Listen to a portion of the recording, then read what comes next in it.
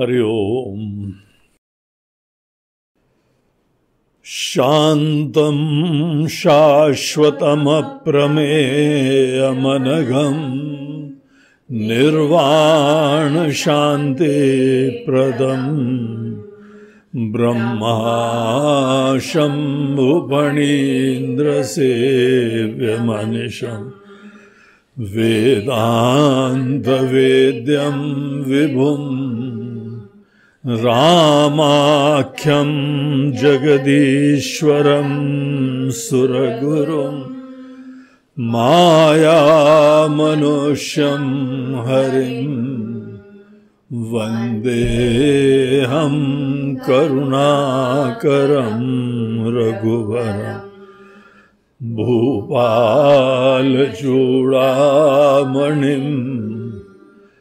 नान्यास्पृहा रघुपतेर्हृदये स्मदीये सत्यं वदामि च भवान् अखिलान्तरात्मा भक्तिं प्रयच्छ रघुपुङ्गवनिर्भरां मे कामादिदोषरहितं कुरु मानसं च अतुलितबलधामं हेमशैलाभदेहं दनुजवनकृशानुं ज्ञानिनामग्रगण्यं सकलगुणनिधानं वानराणामधीशं रघुपतिप्रियभक्तं वातजातं नमामि। श्रीराम जय राम श्रीराम जय श्रीराम जय राम श्रीराम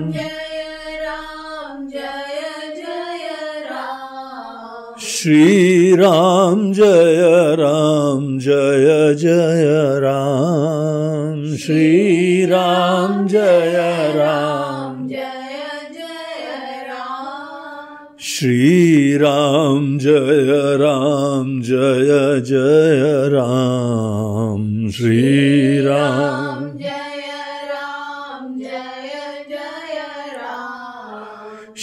श्रीराम जय राम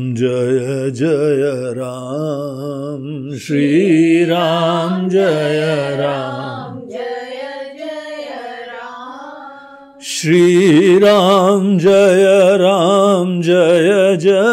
राम श्रीराम जय राम श्रीराम जय राम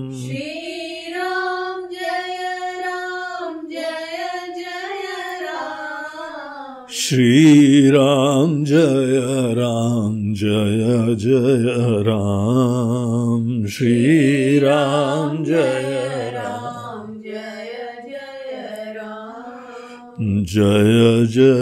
राम जय बोलो सियावर रामचंद्र की जय, पवन सुत हनुमान की बोलो भाई सब संतन की जय। नमः पार्वती पतये हर हर महादेव।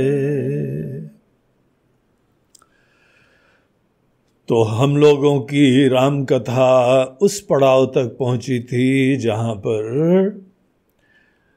रावण मंदोदरी से मिलने के बाद सभा में आया। घर से निकलते हुए उनको समझाया गया, विवेक दिया गया, उसके हितैषी,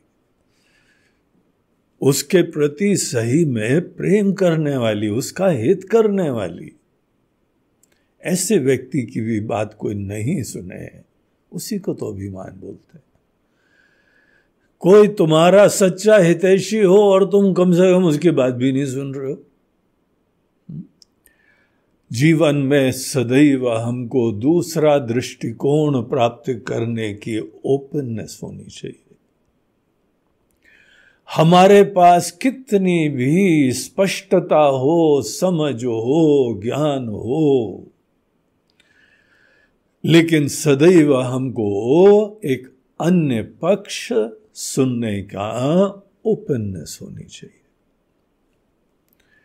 ये व्यवहार कुशलता है, ये बुद्धिमत्ता है, ये विनम्रता का सूचक है।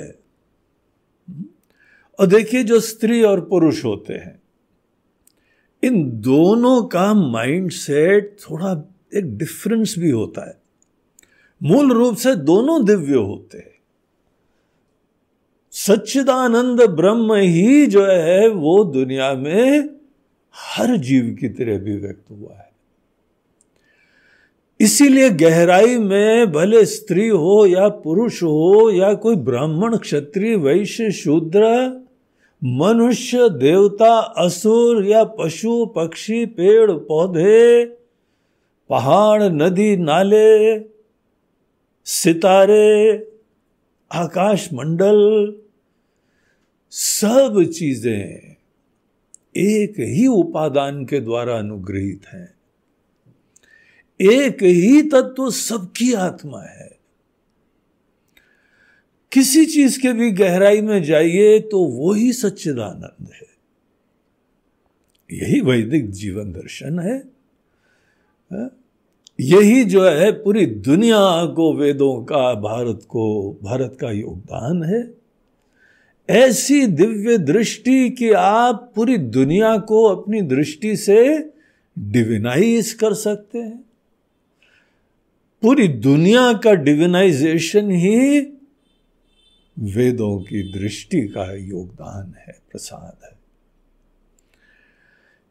इसीलिए हम लोग उस टाइप के लोग थोड़ी हैं कि यहां पे जो है वो स्त्री के अंदर सामर्थ्य नहीं है। पता ही नहीं है तालिबान लोग स्त्री को क्या समझते हैं। बेचारी भोली भाली, उनकी माँ, उनकी जननी, संवेदनशील, आत्मीयता वाली, लालन पोषण करने वाली, ऐसी को जो है वो तुम बंद होके रहो। और क्योंकि बेचारी थोड़ी कमजोर होती है इसीलिए कोड़े मारते। कुछ गलती कर दी, डरा के रखने का है। दाएं दाएं दाएं दाएं पब्लिक प्लेस में लेके, और एक मोटा सा ताजा पहलवान आता है और बेचारी पतली से क्या पहलवानी दिखाते हैं यार। ऐसी कोई जो है अबला के ऊपर तुम बल दिखाओ तो तुम पहलवान हो, तुम तो कमजोर हो। तो यहां पे वैदिक दर्शन देखिए, दुनिया में अनेकों लोग हैं, पूरे दुनिया है, स्वतंत्र है सब लोग। कौन कोई भी दृष्टिकोण रखे, किसी भी धर्म में क्या मान्यता रखे, ठीक है भैया, हम लोग सभी की स्वतंत्रता देते हैं, सही नहीं मानते सबको। हिंदू धर्म ऐसा नहीं है कि तुम भी सही हो हम भी सही है। ईश्वर अल्लाह तेरो नाम, जी नहीं, सॉरी, हमारे भगवान का नाम में से कहीं भी अल्लाह नहीं आया है। कोई शब्द हम नहीं यूज करते। क्यों नहीं यूज करते? क्योंकि अल्लाह शब्द का एक कोनोटेशन है। अल्लाह शब्द में कोई संकुचितता है, हमारे अंदर वो संकुचितता ईश्वर का आशय नहीं है। इसीलिए हम लोग नहीं बोलेंगे। हाँ, जो व्यक्ति देश में सब प्रकार के प्रजाओं को इज्जत दे, मौका दे, ऐसे प्रशासक सबको समानता दे, वो हमको स्वीकार है। सबको समानता दे, सबकी जो है विचारों की इज्जत करो कि वो लोग धीमे धीमे विचारशील होके बढ़े आगे। लेकिन आज जो धारणा है वो ही परम सत्य है। सभी लोग जो भी भगवान को मानो, तुम्हारी इच्छा, तुम कोई भी भगवान को मानो। तुम ना समझो, मूर्ख हो। अगर किसी का भी कोई भी धारणा, कोई भी समझ सभी सही होती तो हमारे आपके पूर्वज लोग, आचार्य लोग शास्त्रार्थ क्यों करते? हे प्रभु, हे दीन बंधु, हे दीनानाथ, शास्त्रार्थ करने क्या जरूरत है? सोचो तो जरा। शास्त्रार्थ छोटे छोटे बिंदुओं पे करा जाता है। ये तुम्हारा विचार अनुचित है और हम जबरदस्ती से डंडे की जोर पे नहीं बोलेंगे कि गलत है, हम समझा के बताएंगे। तुम अपना पक्ष हमको समझाओ, हम अपना पक्ष तुमको समझाएंगे। ये यहां की रीति है, ये यहां की संस्कृति है।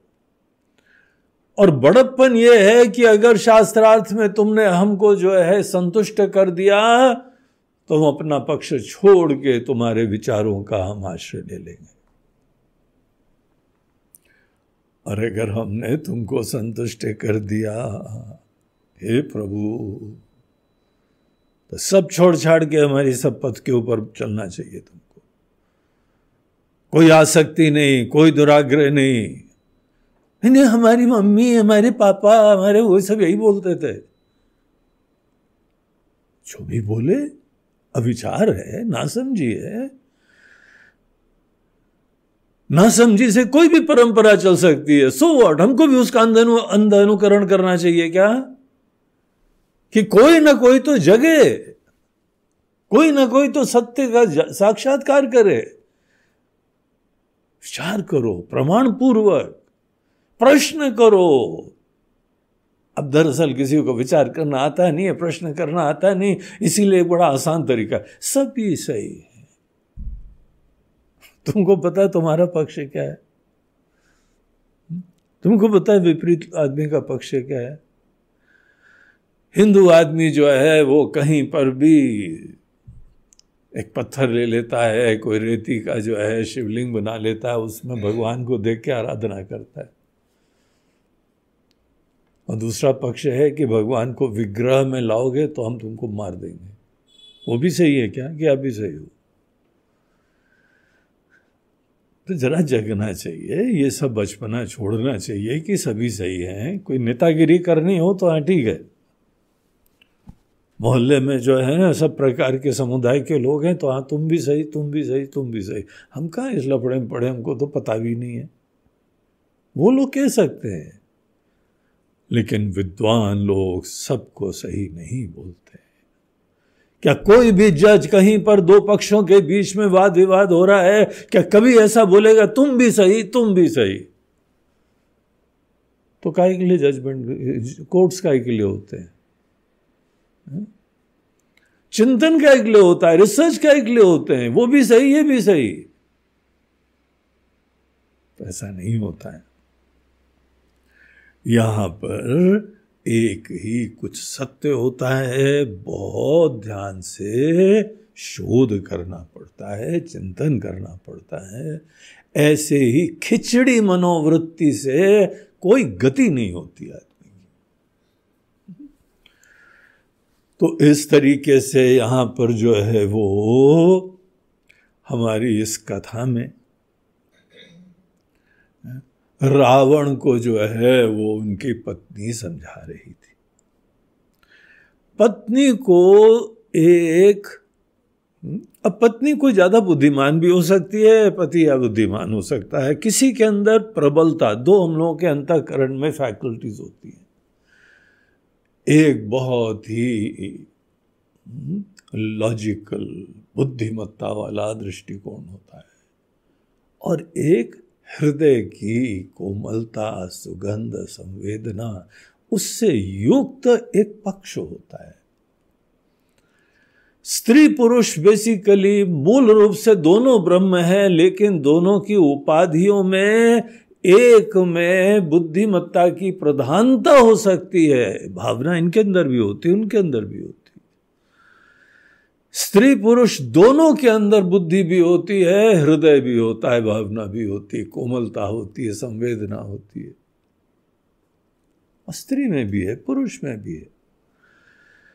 लेकिन सामान्यतः जो व्यक्ति का कॉन्स्टिट्यूशन होता है, जो उसका रोल प्रधान होता है, उसके वजह से ईश्वर ने स्त्री को ज्यादा कोमल, संवेदनशील, केयरिंग, इस तरीके से जो है वो बनाया हुआ है। और पुरुष जो है थोड़ा सा तटस्थ हो सकता है, असंग हो सकता है, अब ये कोई भी हो सकता है। कई बार स्त्री बहुत ज्यादा बुद्धिमत्ता वाली है और कट थ्रोट कंपटीशन वाली है, कोल्ड ब्लडेड ऐसी हो सकती है। और पुरुष बहुत ही जो है संवेदनशील हो सकता है। ये दो पक्षों की संभावना दुनिया में होती है। स्त्री पुरुष के अंदर मूल रूप से यह भेद होता है, अंतःकरण के दृष्टिकोण से। शारीरिक भेदों के अलावा मन के अंदर यह भेद होता है, तो एक दूसरा दृष्टिकोण मिलता है हमको, और हमको खुले तौर से दूसरा दृष्टिकोण लेने की ओपननेस होनी चाहिए। है? तो इस प्रकार से जो है पत्नी को देखना चाहिए, पति और पत्नी को इस प्रकार से देखना चाहिए। एक ही अंतःकरण के दो पार्ट्स होते हैं, एक ही जो है वह व्यक्तित्व, दोनों मिलके एक व्यक्तित्व बने और दोनों का विचार लें, दोनों का दृष्टिकोण देखें। ये बहुत ही सुंदर स्वस्थ दृष्टिकोण है। तो उनका रावण का अपना दृष्टिकोण होगा, ठीक है, फाइन इनफ, लेकिन इनका अपना दृष्टिकोण है, तो क्या उसकी इज्जत करनी चाहिए कि नहीं करनी चाहिए? कि शादी ब्याह तुमने कराया है, काहे के लिए कराया? कभी उनकी दृष्टिकोण ही नहीं समझते हो, विचार ही नहीं समझते हो, भावना ही नहीं समझते हो। है? क्या घर में केवल कोई बाई वाई बनी हुई है क्या? घर का केवल कामकाज करने के लिए, खाना पीना खिलाने के लिए, बच्चे पैदा करने के लिए मशीन बनी हुई है क्या? ये हम लोगों का वैदिक दृष्टिकोण नहीं है। हम लोगों का है उनकी एक यूनिक सत्ता है, विचार भी है, लेकिन एक संवेदना से युक्त, हृदय की सुगंध से युक्त, आत्मीयता से युक्त वो प्रधान है। चाइनीज लोग इसको यिन और यांग बोलते हैं, बोलते दो शक्तियां हैं। हम लोग इसको पुरुष और प्रकृति बोलते हैं, ब्रह्म और माया बोलते हैं, भगवान और उनकी अर्धांगिनी बोलते हैं। भिन्न भिन्न रूप से ये दो शक्तियों की चर्चा होती है। आपका जो भी दृष्टिकोण हो, आपको अभिमान नहीं करना चाहिए कि आपका ही विचार बिल्कुल अल्टीमेट होता है। अभिमान सदैव विनाश लाता है। यही रावण की कहानी से हम लोग सीखते हैं। दूसरे का भी दृष्टिकोण जो है वो हमको अवश्य देखना चाहिए। तो मंदोदरी ने अपना दृष्टिकोण दिखाया, प्रामाणिक था, और हम लोग जो है वह एक तटस्थ होके देखें तो अंततः सही वही था। रावण का दृष्टिकोण विनाशकारी था। अगर रावण इनका दृष्टिकोण मान लेता तो पूरा इतिहास बदल जाता। इतना ऐतिहासिक कॉन्सिक्वेंस का वो विचार था, लेकिन रावण ने उपेक्षा कर दी, और जो इसको कमजोर बता के, स्त्री स्वभाव से बड़ी कमजोर होती है। अरे कमजोरी का क्या बात है? सही बात देखो और उसके सचेत रहो। स्वच्छंद होना, अभिमान से युक्त होकर जीना, इसके अंदर बुद्धिमत्ता होती है क्या? हो सकता है तुम सही हो, लेकिन विचार तो करो। विचार करने में, और खासकर जो अपने विश्वास के पात्र, तुम्हारा हर दृष्टिकोण से हित और कल्याण चाहने वाली, तुम्हारे कुल का जो है वृद्धि करने वाली, तुम्हारे बच्चों की मां, तुम उसके बारे में भी सोचते हैं, डरपोक है, डरपोक। स्त्री तो स्वभाव से बड़ी डरपोक होती है। तो रावण ने जो है मंदोदरी को समझा बुझा के और थोड़ा सा बड़प्पन दे के, स्नेह दिखा के, गले वले लगा के और निकल गया। मंदोदरी समझ गई कि देखो तो विधाता प्रतिकूल हो गए इनके लिए। अब इतनी जो है उचित बात बता रहे, सुनने तक को राजी नहीं हो रहा है। जब आपके बहुत समझाने के उपरांत भी जो है आपके ही स्वजन लोग, आपके पति पत्नी समझे ही नहीं, तो समझ लेना कि ये रास्ता पकड़ लिया है और इससे विनाश होगा, परिवार में मुसीबत आने वाली है। मुसीबत के लिए तैयार रहो। जीवन में उतार चढ़ाव ऐसे ही आते हैं। किसी का दिमाग बड़ी अभिमान से, बड़ी हवा से, बहुत ही जो है वह नोशन से युक्त हो जाता है, एक ऐसा राह पकड़ लेता है, उसके वजह से मुसीबत आती। भगवान नहीं देते हैं। तुमने अपने सच्चाई देखो कि हमारे कर्म है, हमारे कर्मों से ही हमको ये कर्म फल मिला है। भगवान का काम है कर्मों का फल देना। खेती तो तुमने लगाई ना, तुम्ही ने बीज बोया, तुमने ये सब करा है, तो फसल तुम ही काटो। हम तो ये केवल व्यवस्था करते हैं कि तुम जो भी कर्म करोगे तुमको उचित फल मिल जाएगा।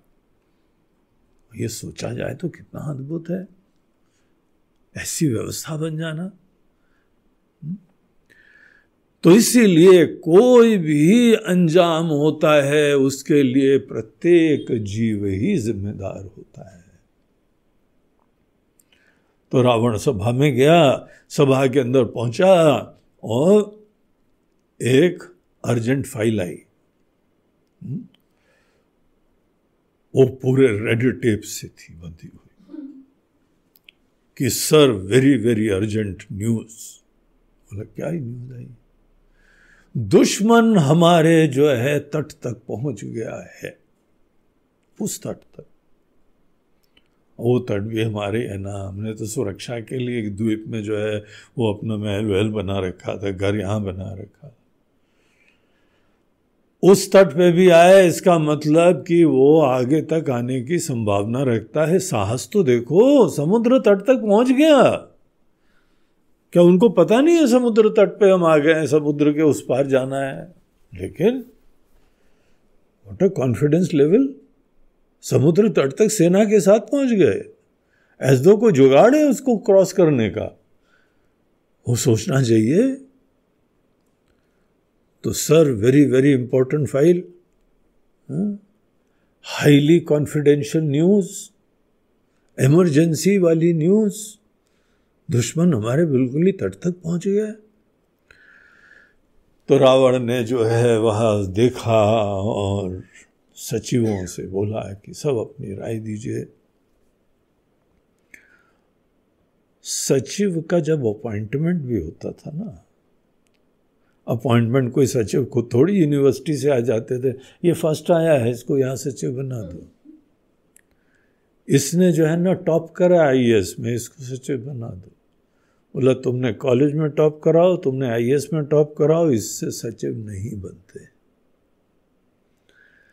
सचिव बनते हैं राजा की संतुष्टि से, खुशी से। कोई भी जो टॉप लेवल अपॉइंटमेंट होते हैं ना, वो क्वालिफिकेशन से नहीं होते हैं। क्वालिफिकेशन तो दरवाजे में एंट्री का पास होता है। तुमको इंटरव्यू के लिए बुला लिया गया है, बस इतना ही काफ़ी है तुम्हारे क्वालिफिकेशन से। आगे क्वालिफिकेशन डिक्टेट नहीं करते हैं टर्म्स। जो टर्म्स डिक्टेट करता है वो राजा के मन के अंदर प्रसन्नता है कि ये हमारे विशिष्ट विचार के अनुरूप है। राजा तो राजा है ना, राजा की सोच है, राजा का प्लान है, राजा का विजन है, और राजा को अपने ही विजन को एग्जीक्यूट करने के लिए ही, इंप्लीमेंट करने के लिए एक टीम चाहिए। तो टीम को निश्चित रूप से राजा के अनुरूप होना चाहिए। अगर कोई भी यहां पे जो भी सचिवादी होते हैं वो राजा के विचारों के अनुरूप ना हो तो they don't deserve to be in the team.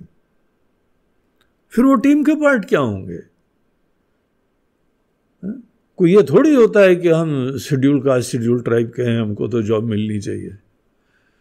कम से कम एक सचिव तो शेड्यूल ट्राइब को कास्ट का होना ही चाहिए।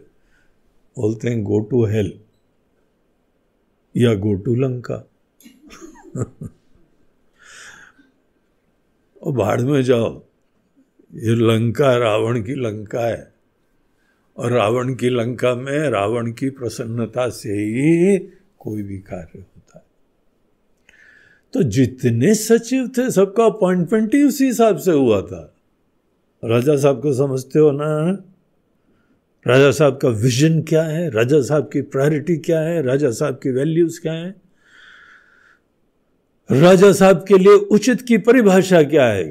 जानते हो, ये इंटरव्यू में क्वेश्चन पूछा जाता था सचिवों को, और सचिव बोलते थे हाँ, इतनी बुद्धिमत्ता होनी चाहिए कि किसी भी परिस्थिति में राजा को क्या प्रिय होगा वो बोलना आना चाहिए, वो समझना आना चाहिए। तो बेचारे सब अपने जो है वो अपनी अपनी सिक्योरिटी से चिंतित, अपनी कुर्सी बनाए रखने की प्राथमिकता,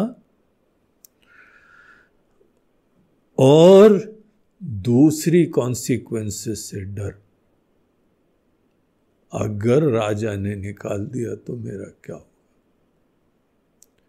फिर से गांव में अपने जाना पड़ेगा, फिर खेती करो जाके। वहीं से आए थे कि गांव से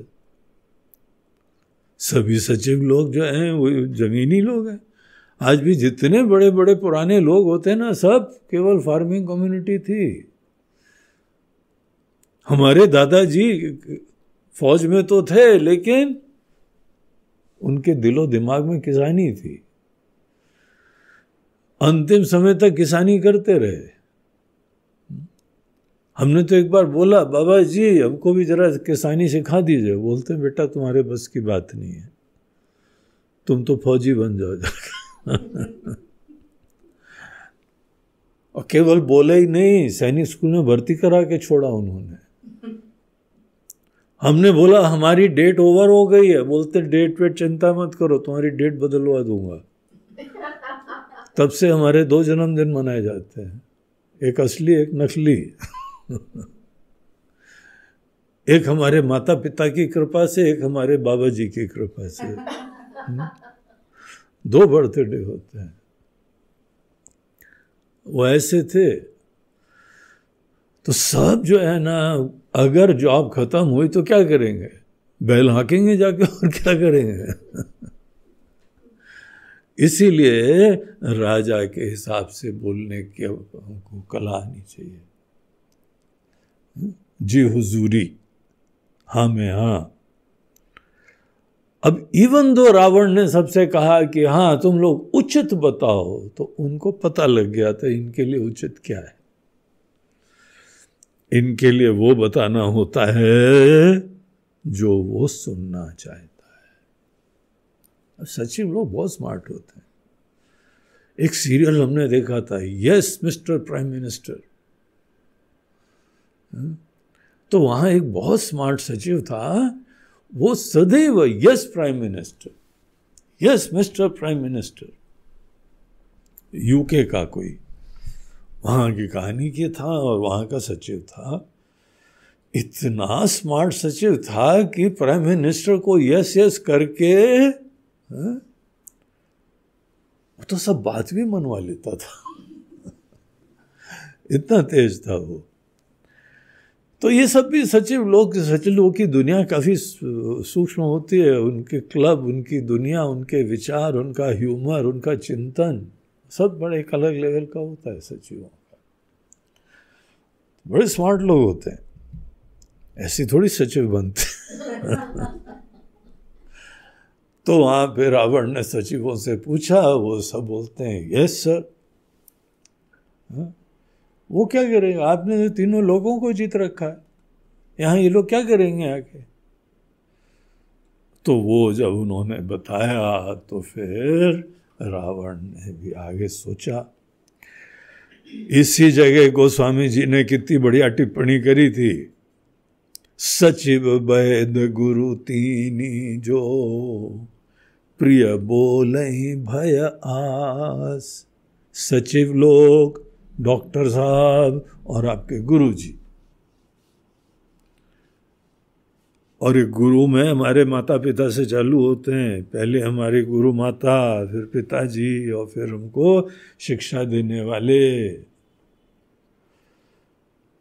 ये लोग जो होते हैं ना,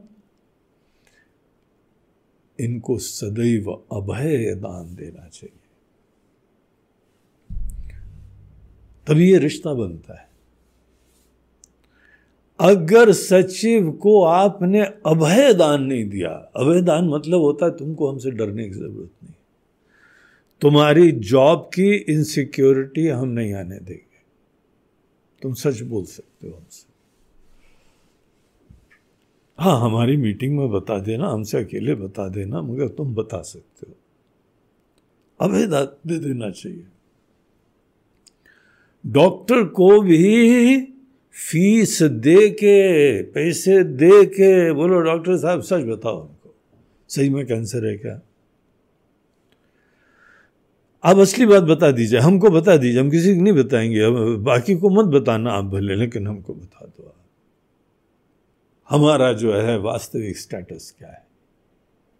अब हमसे भी अगर गलत बोलोगे, झूठ बोलोगे, तो मरेंगे ही मरेंगे, जल्दी मर जाएंगे। अभय दान दे दो, और अपने गुरुदेव, अपनी माता, अपने पिता, इन लोगों का आदर करो, और इनको स्वतंत्रता दो कि तुमको कुछ भी बोल सकते हैं ये। तुम बड़े हो जाओ, तुम प्रसिद्ध हो जाओ, तुम बड़े संपन्न हो जाओ, तो ऐसी हवा में मत आना कि तुमको ये जो है वो कुछ बोलने में संकोच करे, डरे। वो ही स्वस्थ रिश्ता होता है माता पिता के साथ भी और तुम्हारे अन्य शिक्षकों के साथ। अब आजकल शिक्षक लोग भी बेचारे पराधीन होते हैं, डरते हैं, इसीलिए वो लोग भी चिकनी चुपड़ी बोल देते हैं।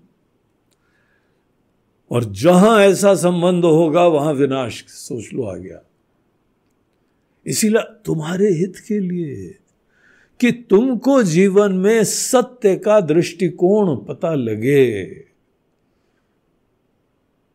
जो तुम नहीं देख पा रहे हो, ये लोग तुम्हारे हितैषी हैं। अगर इनको तुमने टोटली निर्भीक नहीं कर दिया, कुछ भी बोले उनके प्रति रिएक्शन नहीं,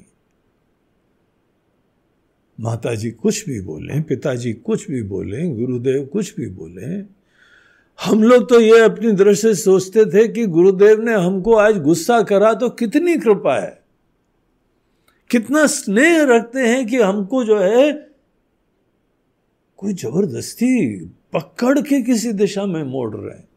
किसको क्या चिंता है, तुम मरो तो मरो जाके, डूबो तो डूबो जाके, लेकिन ये हमारे हितैषी हैं, ये हमारा सही में कल्याण चाहते हैं। अगर इनके अंदर जो है आत्मीयता के साथ साथ निर्भीकता नहीं होती तो ये नहीं बोलते, बोलने में डरते बेचारे। इसीलिए ये तीन विशेष रूप से गोस्वामी जी ये टिप्पणी करते हैं कि तुम्हारे जो है वह डॉक्टर साहब, तुम्हारे अनेकों सहयोगी, तुम्हारी पत्नी, तुम्हारे मंत्रणा देने वाले जो जो होते हैं, पत्नी भी मंत्रणा ही देती है ना, सहयोगी भी हो जाती है, और तुम्हारे जितने भी जो आचार्य लोग हैं, गुरु लोग हैं, वरिष्ठ लोग हैं, आदर से पेश आओ, उनकी नाराजगी को भी प्रसाद समझ के सिर आंखों पे धारण करो। इससे फायदा होगा कि तुमको कोई जीवन में सदैव सच बता पाएगा। उनका दृष्टिकोण है तो बता तो पाएगा ना। तो ऐसा संबंध रखो, विनम्रता का, सेवा का, शिष्टाचार का, इसी को शिष्टाचार बोलते हैं। लेकिन रावण ऐसा करता दिखाई नहीं पड़ रहा था। तो उसके बाद जब ये लोगों ने बड़ी प्रिय बात बोली, रावण के लिए प्रिय थी, तो आगे देखिए क्या बोलते हैं।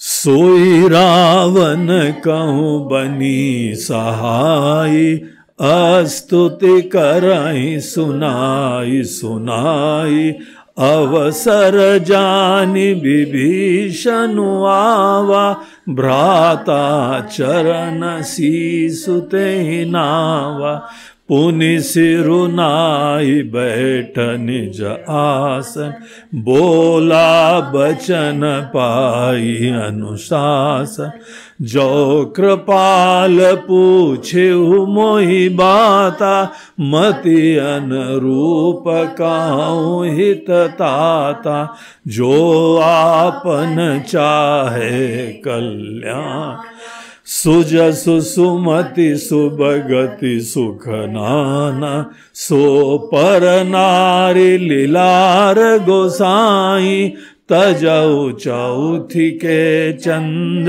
की नाई, 14 भुवन एक पति होई, भूत द्रोह तिष्ठई नहीं सोई, गुण सागर नागर नर जो, अलप लोभ भल कहि न को, काम क्रोध मद लोभ सब, नाथ नरक के पंथ, सब परिहरि रघुबीर ही, भजऊ भजहि जहि संत, सियावर रामचंद्र की जय, पवन सुत हनुमान की जय, बोलो भाई सब।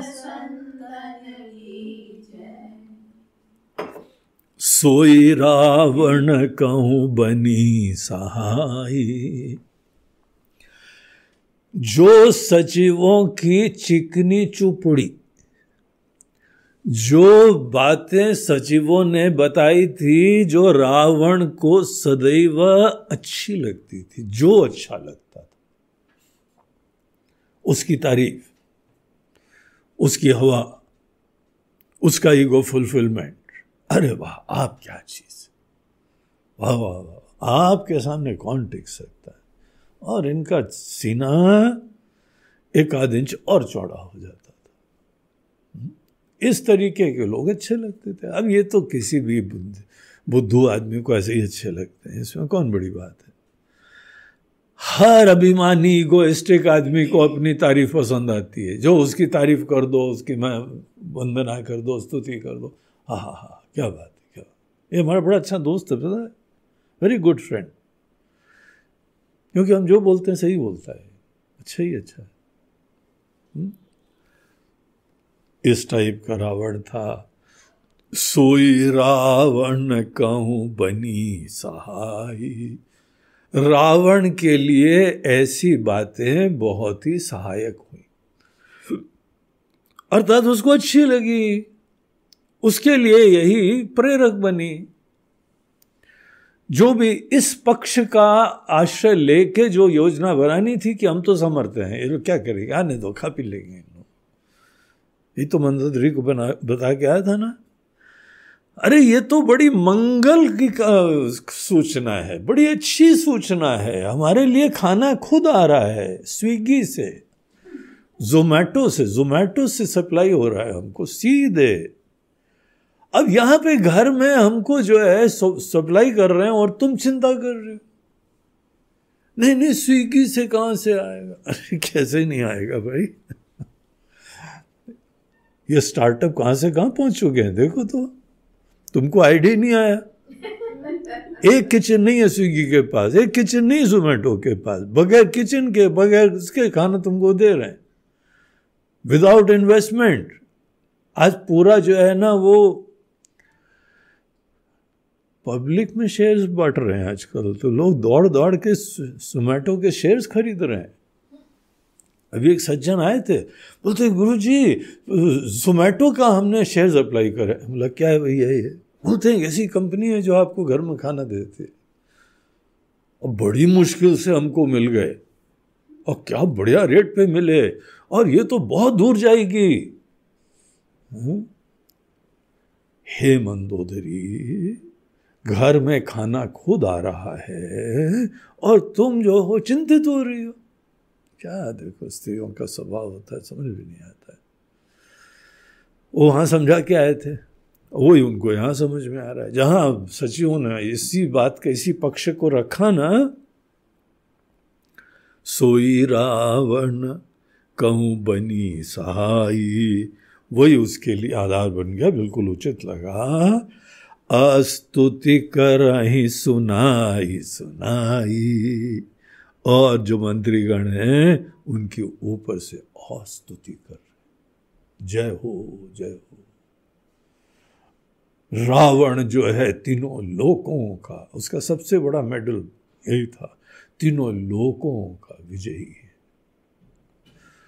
जब रावण एंटर करता था ना, तो ऐसी स्तुतियां गाई जाती थी।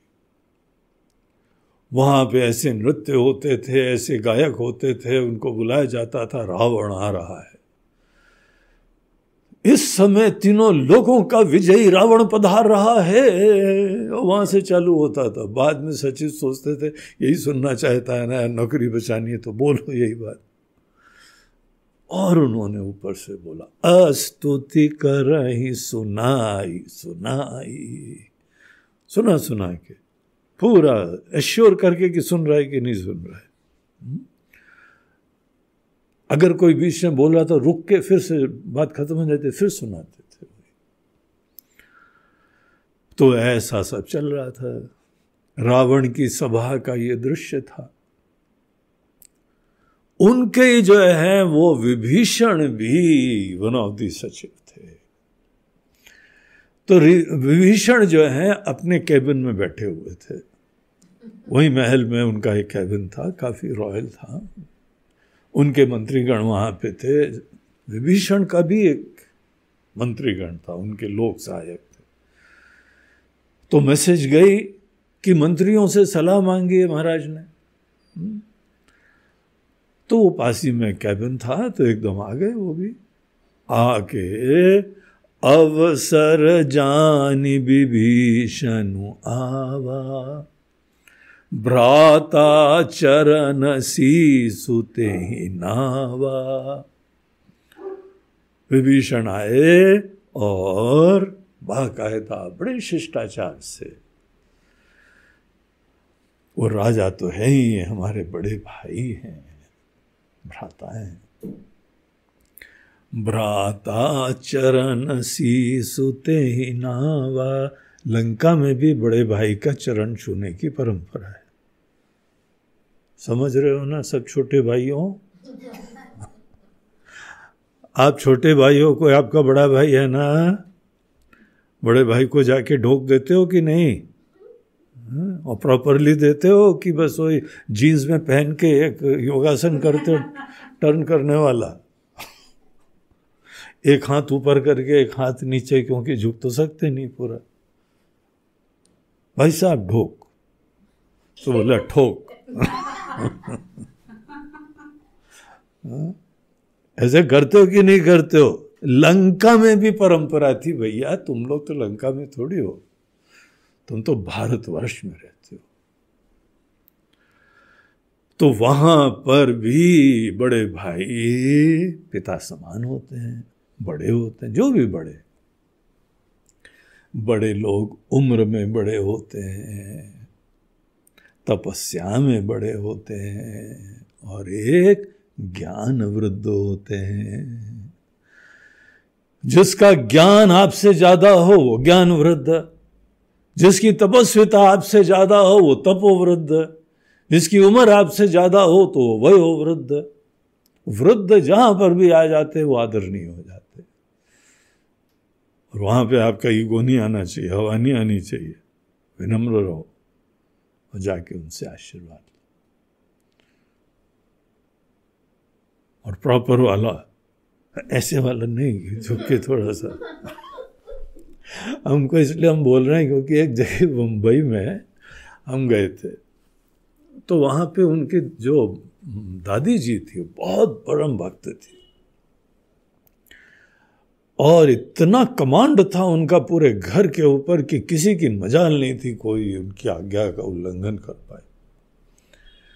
तो उन्होंने हमको लंच पे बुलाया था। ये खार के इलाके की बात है, वो नाम हम नहीं बोलेंगे क्योंकि वो इशू नहीं है यहाँ पे। यहाँ पे वो दृष्टिकोण, कल्चर। तो दादी जी ने बोला था, स्वामी जी जो है, कोई भी महात्मा लोग आते हैं भगवत स्वरूप होते हैं, जैसे भगवान हमारे घर आते हैं आज ऐसी तरह स्वागत होना चाहिए। बहुओं को बोला बेस्ट खाना बनाओ,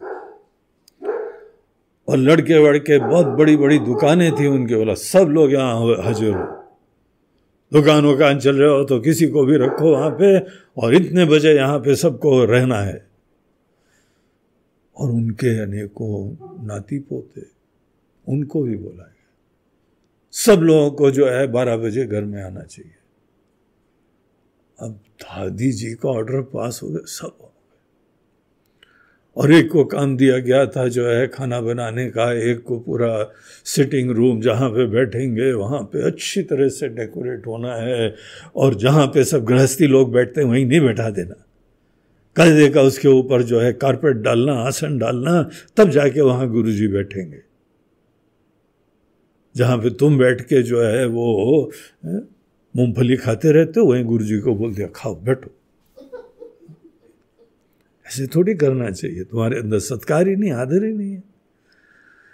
तुम्हारे घर में आए तो उनका चरण तुम्हारे घर में पड़े, और वो कहाँ बैठेंगे क्या करेंगे उसका सब तुमको संवेदना होनी चाहिए। दादी जी को बहुत अच्छी थी। और एक ने बोला बढ़िया वाली माला लाई जाएगी, और इस रास्ते से आएंगे तो तुम पूरा बेटा इसमें फूल मिर्चाओ। सुना ना कबरी सबरी की कहानी? ऐसे स्वागत होना चाहिए हमारे घर में स्वामी जी का।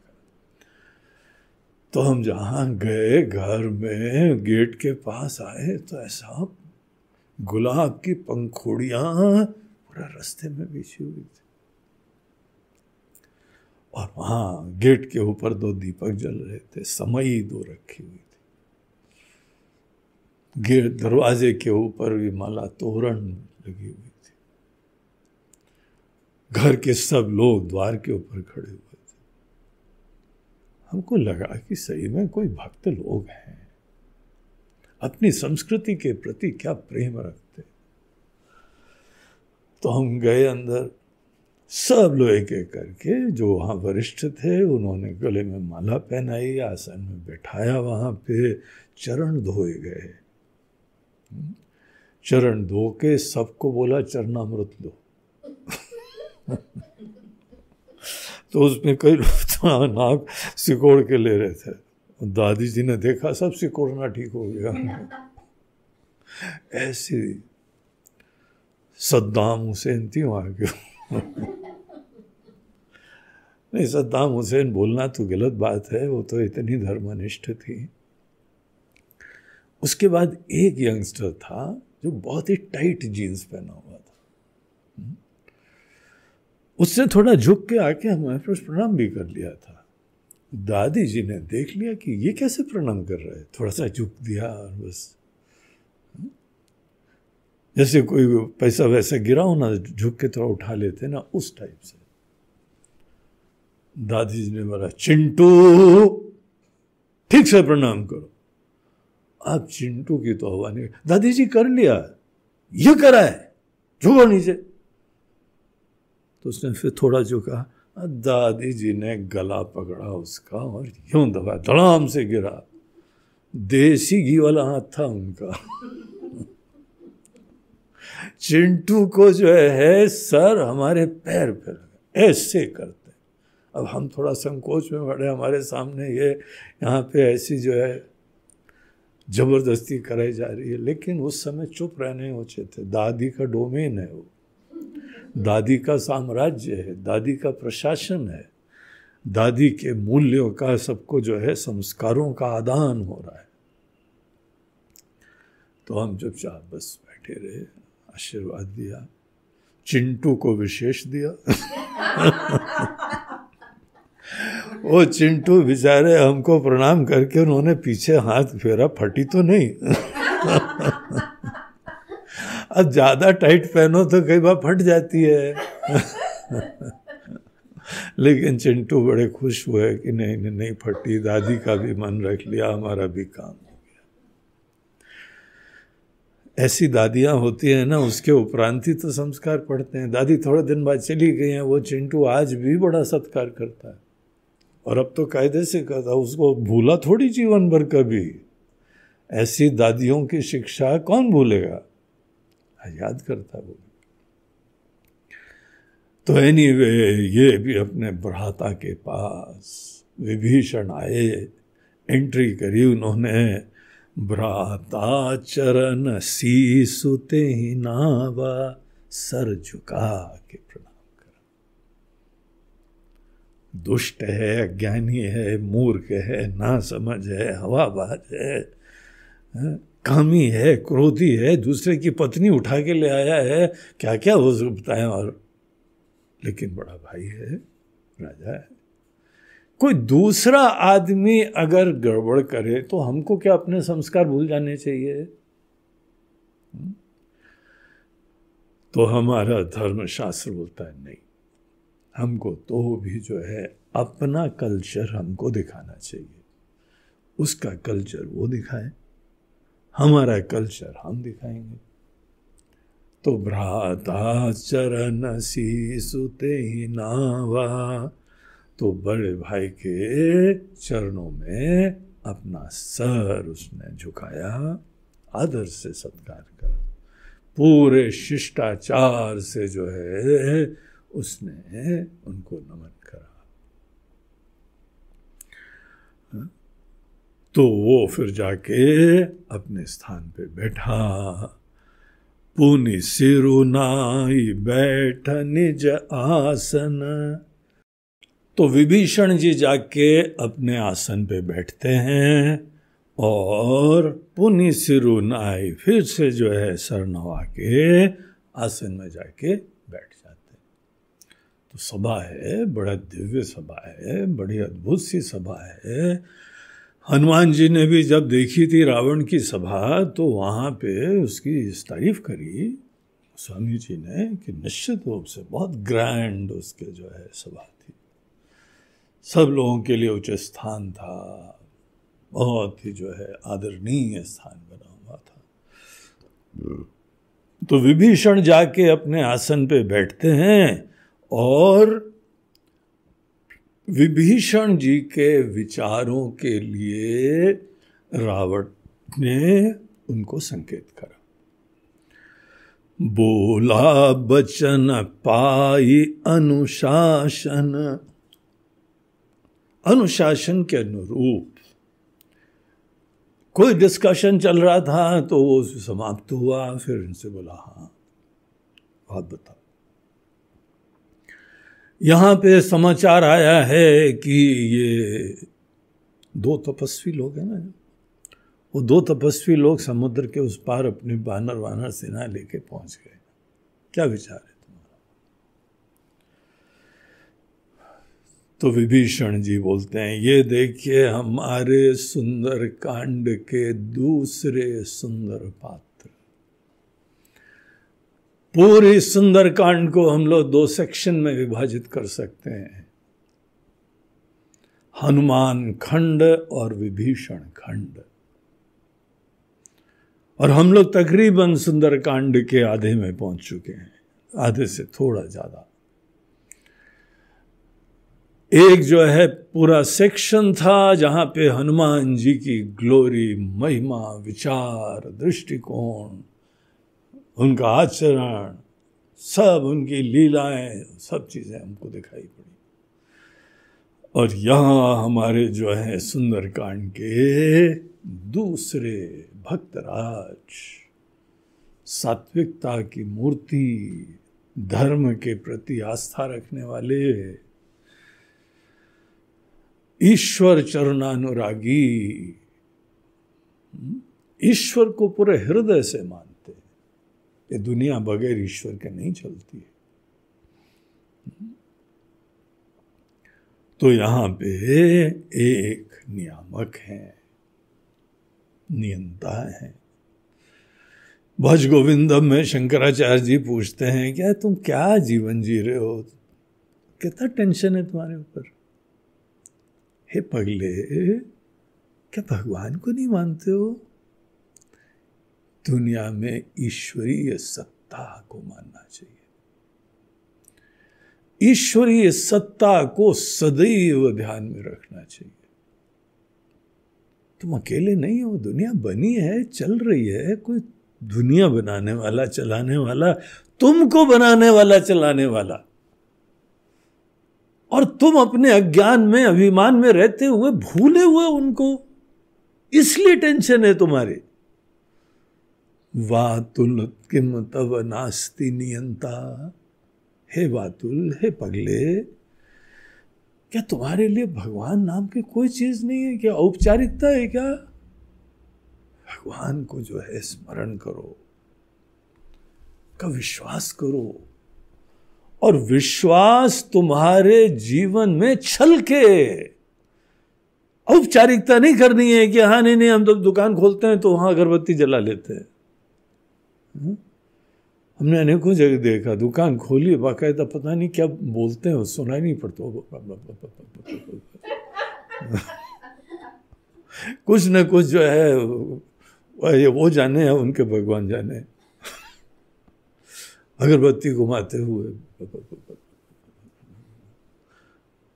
यही बोलते होंगे, भगवान हमारी दुकान आज चले, हमारी दुकान में कोई प्रॉब्लम नहीं हो, हमारा दुकान जो है केवल सब कल्याण का वैभव, ये वो वृक्ष है जो फल देता है, उसी फल से हम लोग खाते पीते हैं, फलते फूलते हैं। भगवान ये वृक्ष फलता फूलता रहे, आपकी कृपा बनी रहे। अब इस तरीके से जो है ये औपचारिकता नहीं। हम देखो भगवान को मानते हैं, हम आते पहला काम भगवान की जो है प्रणाम करते हैं, जाके आरती भी, अगरबत्ती जलाते हैं। इसी संदर्भ में आपको एक बात बता दें, अगरबत्ती जलाना बंद करो। अगरबत्ती बांस की लकड़ी से बनती है, और बांस की लकड़ी स्वास्थ्य के लिए खराब होती है। किसी भी यज्ञ में, हवन में बांस की लकड़ी का यूज नहीं होता है, चेक कर लेना। क्या बांस हमारे देश में होते नहीं थे क्या? लेकिन उसको जलाने से नुकसान होता है, हानि होती है, स्वास्थ्य के लिए अच्छा नहीं होता है। इसीलिए धूप जलानी चाहिए। केवल धूप जलाओ तो वो ही स्वास्थ्यकारी होती है। उसके बाद बब्बा बोल देना। जो भी बात करते हो ना अपने भगवान से, भगवान ये हमारी दुकान, ये हमारा ऑफिस, ये हमारा सब काम, ये हमारा घर, बब्बा घुमाना जाके। और धूप बत्ती लेके चारों तरफ घूमना चाहिए, उसकी सुगंध हर जगह जानी चाहिए, उसका धुआं हर जगह जाना चाहिए। एक ही जगह खड़े होके वो अपना मंत्र मत पढ़ना, हर जगह धूप घुमा के आना। विश्वास करना वो केवल आते समय नहीं, लेकिन सदैव भगवान का जैसे अस्तित्व ध्यान में रखो। तुम अकेले नहीं हो, तुम भेजे गए हो, भगवान के सेवक हो, भगवान के निमित्त हो। राम जी के दूत बन के जीना सीखो। हनुमान जी से यही शिक्षा हमको लेनी चाहिए, राम दूत तुलित बलधामा। तो सदैव याद रहोगे, नहीं तो सवेरे आने के समय और फिर बाद में जो है वो नोट गिनने के समय, भगवान पता नहीं कितना आया, आज कितना आया। ऐसे नहीं, सदैव। जो ईश्वर को सदैव याद रखे वो विभीषण, वो ईश्वर के अनेकों नाम है, उन्हीं का नाम कृष्ण है, उन्हीं का नाम राम है, उन्हीं का नाम शिव है। वो मंगलकारी है इसीलिए शिव है, वो बहुत आकर्षक है इसीलिए कृष्ण है। सबके हृदय में रमते हैं और सब उनमें रमते हैं इसीलिए वो राम है। ऐसे जो राम के अस्तित्व को माने वही विभीषण है। और फिर देखिए कितने शिष्टाचार से, व्यवहारिक जो भी कार्यकलाप है, शिष्टाचार है, वो भी पूरे विधिवत कर रहे हैं। मंत्री हैं, राजघराने के हैं, लेकिन सब चीजों का पालन करते हैं। लेकिन जीवन दर्शन उनका जो वेदों के अंदर सनातन धर्म प्रतिपादित है, ईश्वर के अस्तित्व को मान के जीवन चलना चाहिए, उसकी सुगंध से युक्त था। तो उन्होंने जो है रावण से बोलना चालू करा, जो कृपाल पूछे मोहि बाता। हे कृपालु, हे पूरे लंका पे कृपा करने वाले, आप सबका हित चाहते हो, सबके हित के लिए आप सोचते हो। अपने ढंग से सोचते हैं वो अलग है, लेकिन उनके हिसाब से वो तो सबका हित ही चाहता था। तो हे कृपालु, जो कृपालु पूछिहु मोहि बाता, मति अनुरूप कहूँ हित ताता। हे तात, तात वर्ड जो है ना, प्रिय के लिए यूज होता है, आदरणीय के लिए यूज होता है, पुत्र के लिए भी यूज होता है, पिता के लिए भी यूज होता है। एक ऐसा जो है व्यापक शब्द है ये। तो पिता तुल्य, बड़े भाई, उनके लिए भी यूज होता है। और कितना उसमें प्यार भरा हुआ है, हे तात। फिर पिताजी भी बोलते हैं हे तात। कितना अच्छा एक मधुरता है उसके अंदर। तो विभीषण बोलते हैं कि हम अपने हिसाब से, अपने विचार से, आपका जो भी हित होगा, आपके हित को ध्यान रख के हम अपनी मति के अनुसार अपनी बात कहेंगे। मति अनुरूप कहूँ हित ताता। ये भूमिका बनाई, शिष्टाचार से जब आज्ञा मिली तो बोला, जब आए तो बहुत ही आदर सत्कार से आए, बैठे, ऐसा सब बढ़िया एक धर्मनिष्ठ व्यक्ति की तरह आचरण करा। विभीषण जी का पात्र जो है बहुत ही प्रेरक पात्र है। ऐसे सब लोगों के लिए बहुत ही इंटरेस्टिंग पात्र है जो लोग सोचते हैं कि हमको आजकल अनुकूलता नहीं मिल रही इसीलिए भजन नहीं होता है।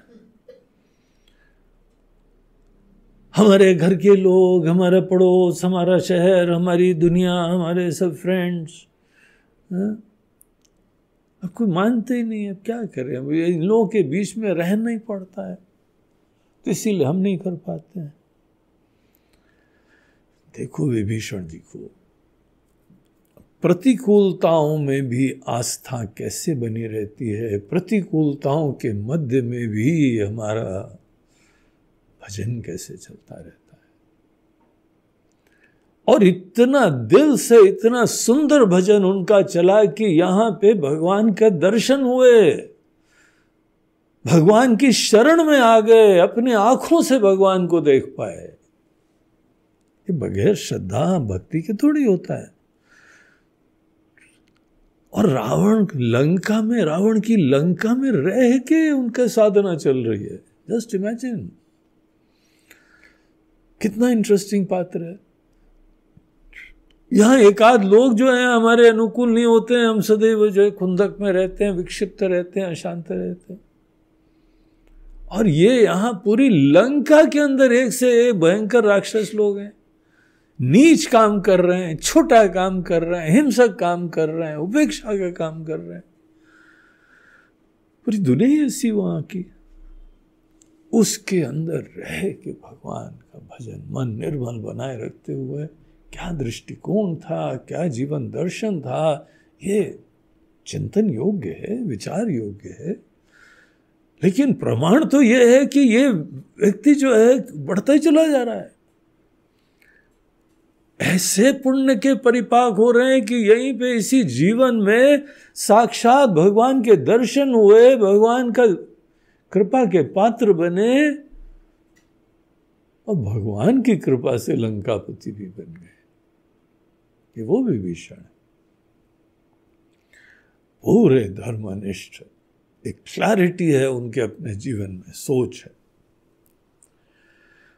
तो उन्होंने प्रारंभ करा कि जो आपन चाहे कल्याणा, सुजसु सुमति सुभगति सुख नाना।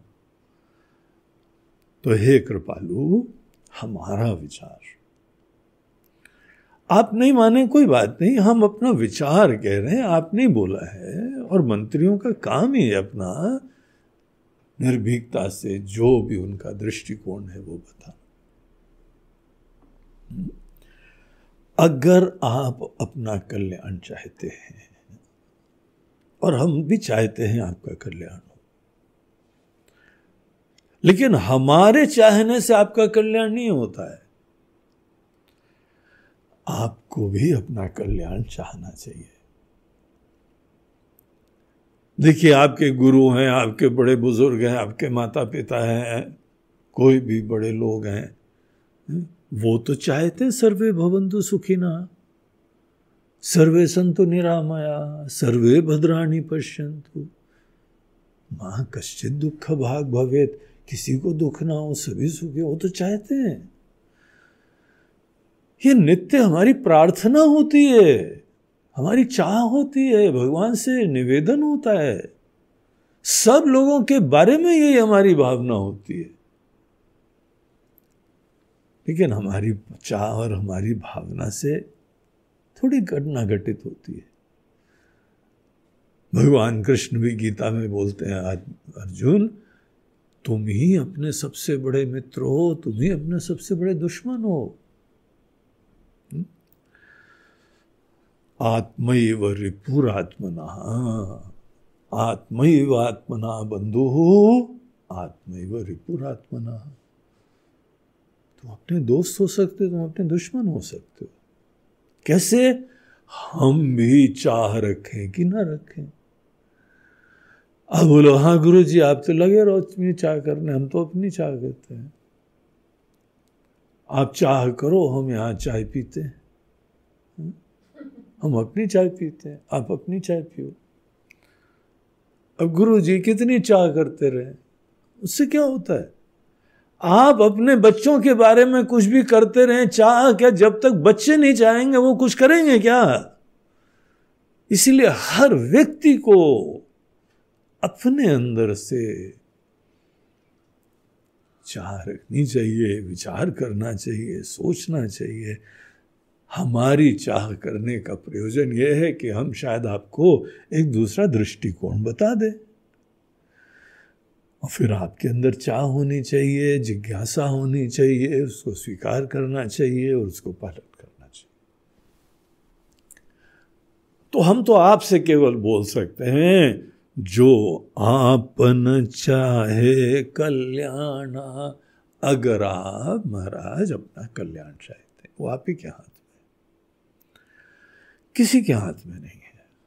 हर व्यक्ति का कल्याण उसके हाथ में। विभीषण का कल्याण उनके हाथ में था, इसीलिए लंका में रहने के उपरांत भी भगवत प्राप्ति कर ली उन्होंने।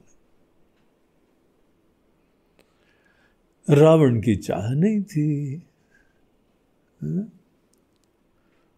लेकिन इनको कोई बताने वाला था, इनके पुण्य कर्म थे। जो आपन चाहे कल्याणा, सुजसु सुमति शुभ गति सुख नाना। क्या कल्याण? आपका यश हो, आपका जो है नाम हो, प्रसिद्धि हो। सुमति, आपकी बुद्धि अच्छी हो, बहुत बढ़िया बुद्धि हो।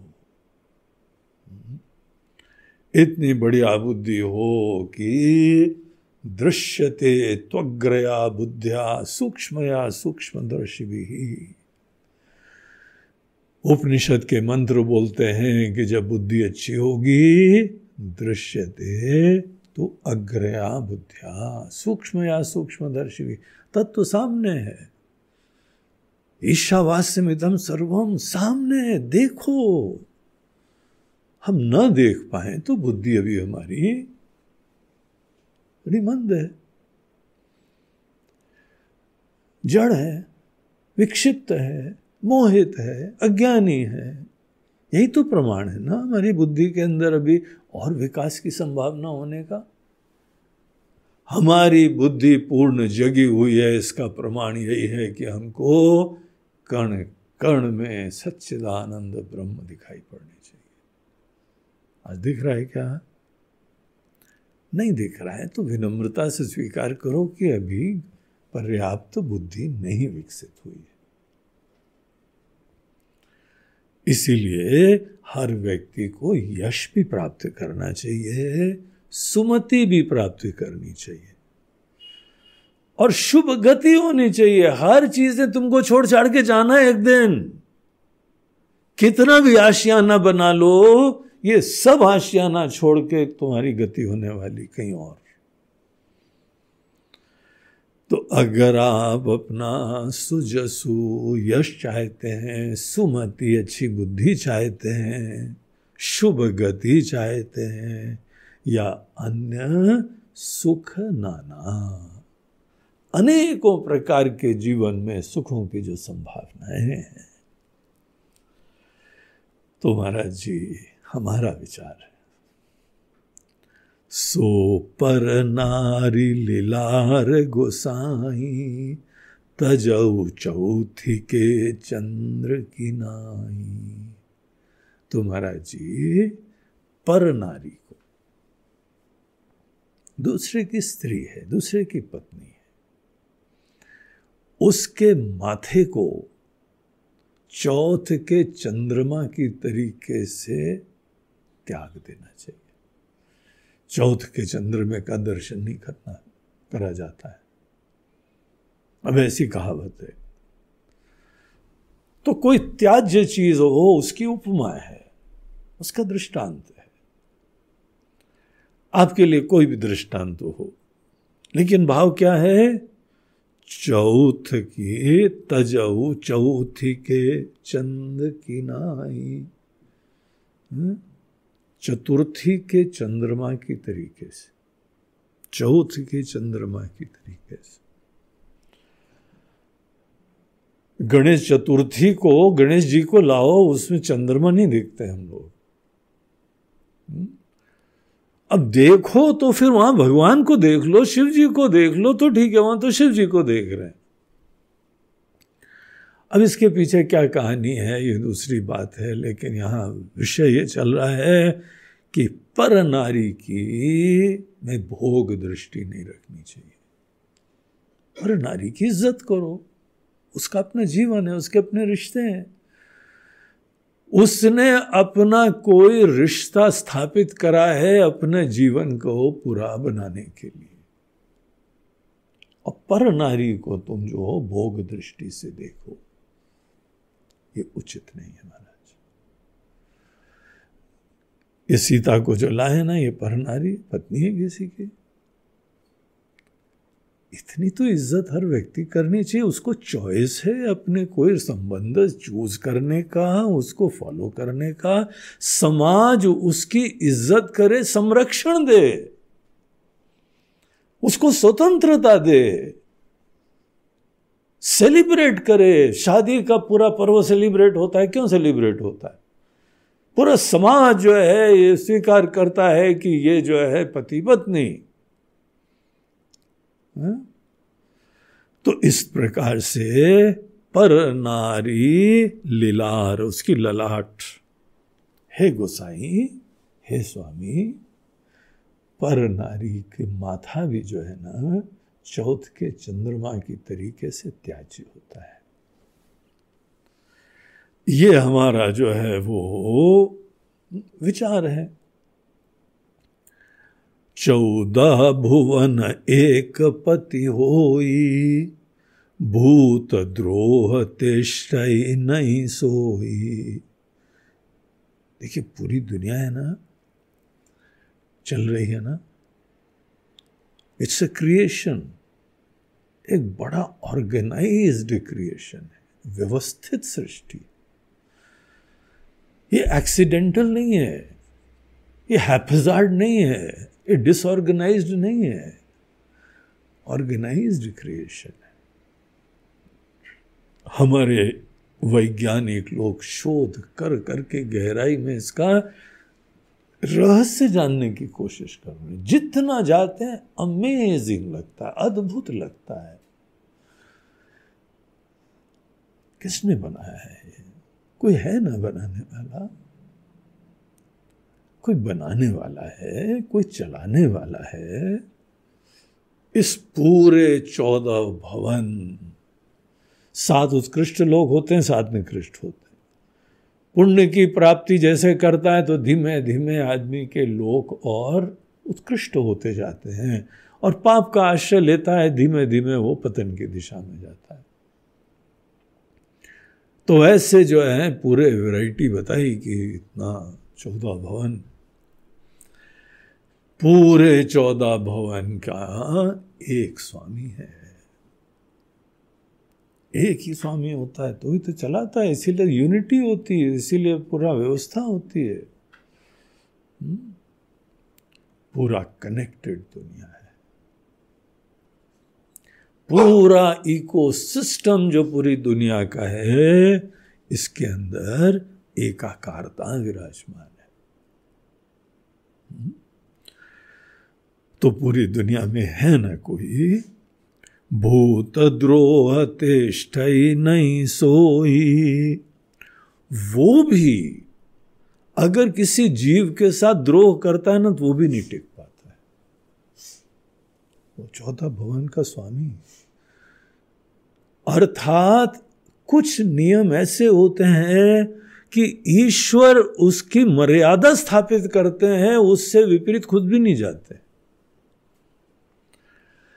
अगर ईश्वर खुद उनके द्वारा स्थापित मर्यादाओं के विपरीत जाएंगे तो ईश्वर को भी फल भुगतना पड़ता है। इसलिए कुछ नियम बड़े महत्वपूर्ण होते हैं, आदरणीय होते हैं।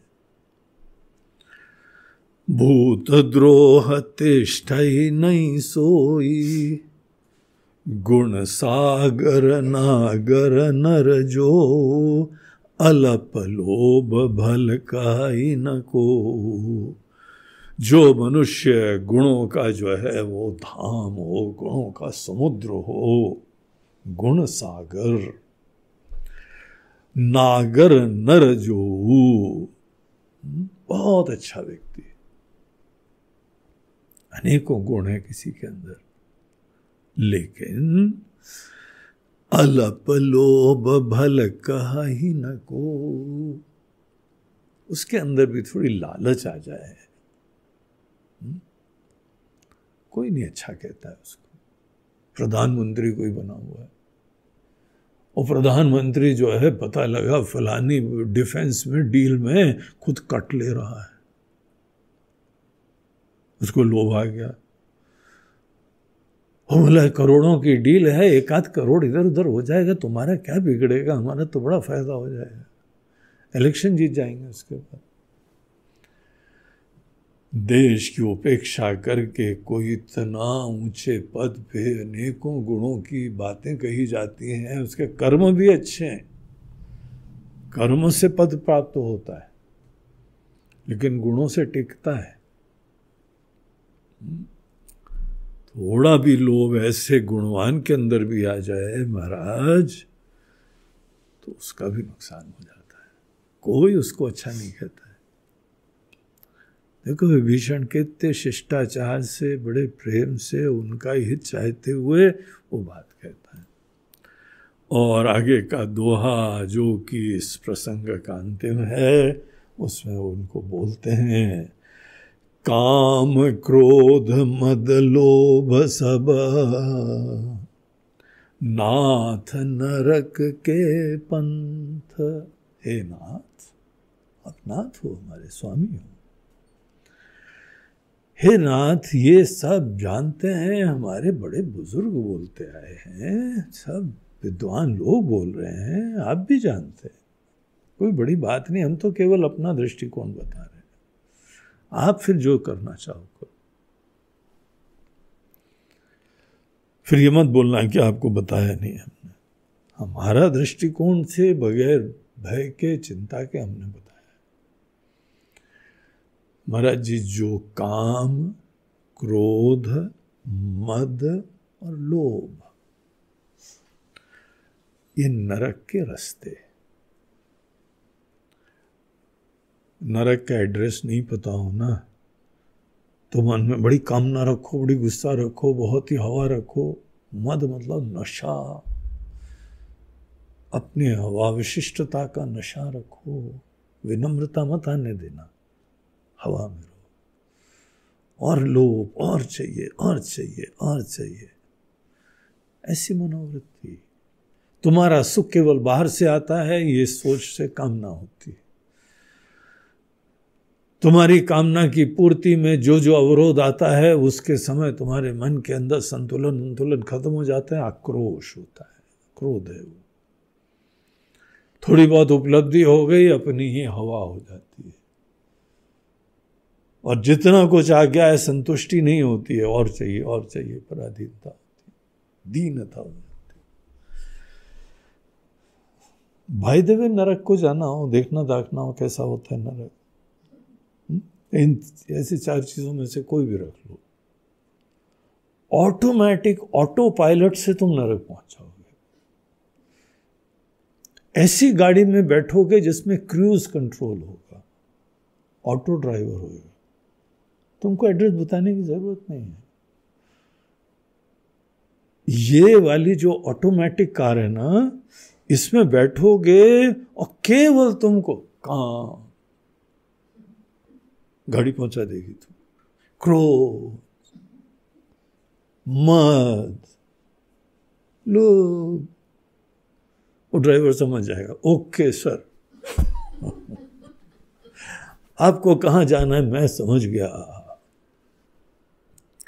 काम, क्रोध, मद, लोभ सब नाथ नरक के पंथ, सब परिहरि रघुबीर ही, भजहु भजहि जहि संत। सब मन के अंदर से विकार त्याग दो महाराज, और उसको भजो जिसको संत लोग भजा करते हैं। कोई हमारा व्यक्तिगत तो किसी से परिचय है नहीं, कोई ये राम वैसे हैं वैसे हैं, ऐसा हम नहीं बोल रहे हैं। हम तो बोल रहे हैं जो संत लोग जिसको भजते हैं, वो ईश्वर को दिमाग में रखो। जिसकी दुनिया में आए हो उसके साथ ही तुम विद्रोह करो, उपेक्षा करो, तो कोई बुद्धिमत्ता नहीं है। तो हे नाथ, ये हमारा जो है विचार है। और आगे फिर वो अपना मूल सिद्धांत बता के राम जी के बारे में अपना दृष्टिकोण भी बताते हैं। वो आगे का पक्ष है, वो फिर हम लोग कल देखते हैं। श्री राम जय जय राम, श्री राम जय राम, श्री राम जय जय राम, श्री राम, श्री राम जय जय राम, श्री राम जय, श्री राम जय जय राम, श्री राम, श्री राम जय जय राम, श्री राम जय राम, श्री राम जय जय राम, श्री राम जय राम, श्री राम जय जय राम, श्री राम जय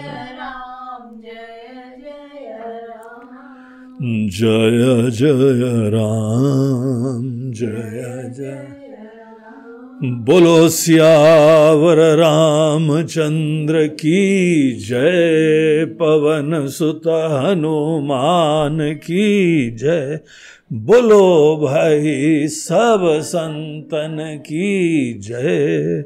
नमः पार्वती पतये हर हर महादेव। नर्मदे हर, बोलो गंगा मई की जय। आज का हम लोगों का ये प्रवचन प्रायोजित किया गया है हमारे लखनऊ के एक प्रिय भक्त के द्वारा, हमारे शिष्य के द्वारा। वो हैं फौज के सेवानिवृत्त कर्नल कृष्ण मोहन राय जी। कर्नल कृष्ण मोहन राय और उनकी धर्मपत्नी, धर्मपत्नी बोल रहे हैं, इसका मतलब ये नहीं है धर्मपत्नी कोई और भी है, हाँ एक ही है उनके पास, लेकिन बहुत धर्म के आधार पे उनका उन्होंने आश्रय भी लिया और जीवन भर बहुत इज्जत से निर्वाह करते हैं। उनके घर में जो है एक ही स्वामी और वो उनकी पत्नी है। बाहर वो होंगे अकेले, बाहर के काम के लिए जो है वो पत्नी उनसे पूछ लेती है, घर में आए तो सब उनसे पूछना पड़ता है। इतने धर्मनिष्ठ हैं, समझ लो। हाँ? तो अपने कृष्ण मोहन राय जी और आशा राय जी, उन्होंने ये प्रवचन को प्रायोजित करा है और उनके इतने सुंदर विचार हैं। उनसे पूछा गया किसी के लिए क्या, किसी के लिए समर्पित करना है? बोला नहीं, बस गुरु जी को समर्पित कर देते। गुरु जी की हमारे ऊपर कृपा तो बनी हुई है, आगे भी बनी रहेगी। हम तो वो बरसती कृपा के प्रति कृतज्ञता की अभिव्यक्ति कर रहे हैं। और कृपा की भी जरूरत नहीं है वैसे, जब बगैर मांगे दे रहे हैं तो हम और क्या बेवकूफ़ बने, और कृपा दो और कृपा दो। महाराज जी बनाए रखना है, वो भी नहीं बोलते हैं। क्यों नहीं बोलते हैं? नहीं बनाए रखे हैं, बोलते हैं आप झक मार के कृपा देते ही रहोगे, क्योंकि कृपा देना आपका काम है, आपका नेचर है। हम क्या कभी सूरज से बोलते हैं सूर्य देवता प्रकाश देते रहना, प्रकाश देते रहना? अरे उनका काम ही है प्रकाश देना। वैसे हमारे गुरु लोगों का काम ही है हमको ज्ञान देना, आशीर्वाद देना, मंगल की कामना करना। बाकी लोग समझ लो कैसे विवेकी हैं ये, और हमको भी ऐसे विवेक का आश्रय लेना चाहिए। बड़े मस्त रहते हैं, खुश मिजाज हैं, कभी घर में झगड़े ही नहीं होता है। क्यों नहीं होता है? बोलते हैं उनका कोई विचार ही नहीं विपरीत। घर के अंदर जाते हैं, बोलते हैं यस मैडम, जो मैडम कहें वो सब सत्य। झगड़ा काहे के लिए होगा? झगड़ा तो उनके घर में होता है जहाँ पे जो है हर चीज़ें थोपते रहते हो, कोई मानते नहीं तो गुस्सा होते रहते हो। इनका बहुत क्लियर सिद्धांत है। बड़े अच्छे लोग हैं दोनों, बहुत ही प्यारे लोग हैं। हम तो जाते हैं लखनऊ, उनके घर में रुकते हैं कई बार, और बड़ा शांति का वातावरण रहता है। हम सोचते हैं पति पत्नी दो अकेले रहते हैं, कभी तो झगड़ने की आवाज़ आएगी, आती नहीं कभी। हाँ ये अवश्य है कि उनका उन्होंने लाइन खींच रखी, किचन में नहीं आना है, बाहर से रहो। तो उनकी किचन में एंट्री नहीं है। वो बोलते हैं हम बर्तन वर्तन साफ कर देते हैं, नहीं तुम बैठ रहो, खाना खिलाएंगे तुमको वहीं, बाकी हमारी किचन में नहीं आना है। Okay madam, thy will be done, not mine, not mine. बड़े अच्छा कपल है, बहुत बढ़िया भक्त लोग हैं, बड़े सेवा भावी हैं, बड़े विनम्र हैं। आप दोनों को बहुत बहुत आशीर्वाद। आपकी याद आती है तो देखिए ऐसी मजेदार बातें आती मन में, हाँ? इतने प्यारे लोग हो आप। तो हम भगवान से प्रार्थना करते हैं आपका, आपके परिवार का, बच्चों का, सबका मंगल हो। आप अपना स्वास्थ्य का ध्यान रखिए, बहुत ही जो है विषम समस्याएं समय चल रहा है। आप स्वस्थ रहिए, खुश रहिए और भगवान का भजन करते रहिए। हरि ओम।